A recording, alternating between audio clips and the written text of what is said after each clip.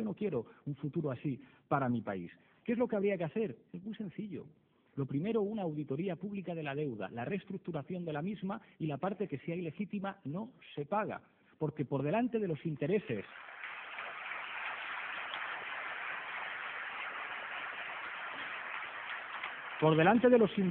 de los tenedores privados de la deuda están los intereses del país.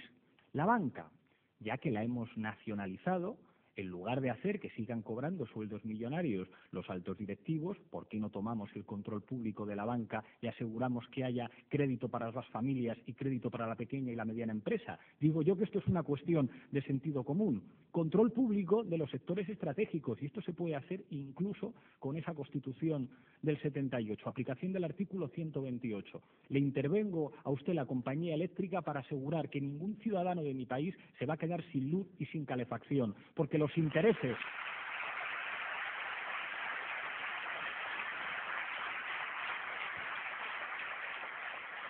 Porque para un gobernante responsable los intereses de la gente tienen que estar por delante de los intereses de los tenedores privados de la deuda.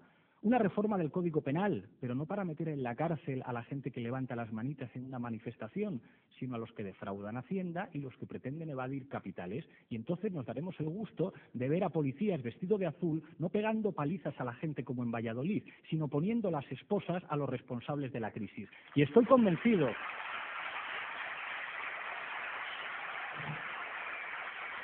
que buena parte de los policías de nuestro país estarían encantados de que existiera un gobierno que les diera la orden de poner las esposas a los responsables de la crisis. Habrá que desarrollar un modelo industrial en este país respetuoso con el medio ambiente y que al mismo tiempo sepa responder al desarrollo del sistema educativo. Habrá que apostar por un sistema educativo público y evitar que las mejores cabezas de este país, que es lo que establece la diferencia entre el subdesarrollo y un país en el que la gente tenga condiciones de vida decentes, se tengan que ir al exterior y no ofrecer un país en el que poco más o menos vamos a ser una colonia para que los europeos del norte vengan de vacaciones. Yo no quiero un país así, y que no me vengan a decir que son patriotas esos que llevan pulseritas rojigualdas y que están vendiendo nuestro país a pedacitos a intereses extranjeros.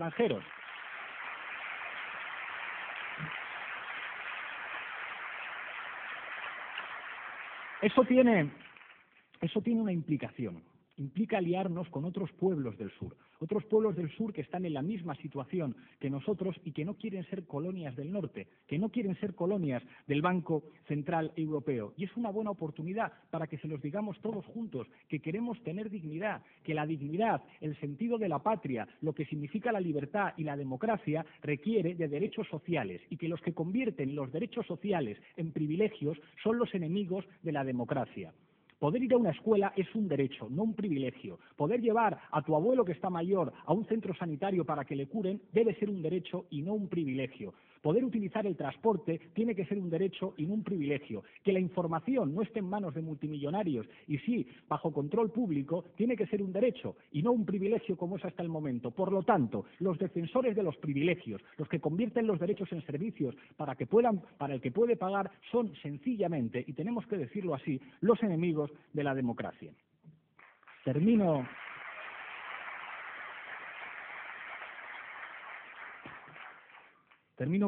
contándonos nuestra hipótesis. Hay un guión trazado. Están convencidos de que estas elecciones las gana el Partido Popular o las gana el Partido Socialista, y que como mucho, si nos movemos en este eje izquierda-derecha, llegamos al 12, al 15 o si nos flipamos mucho al 20.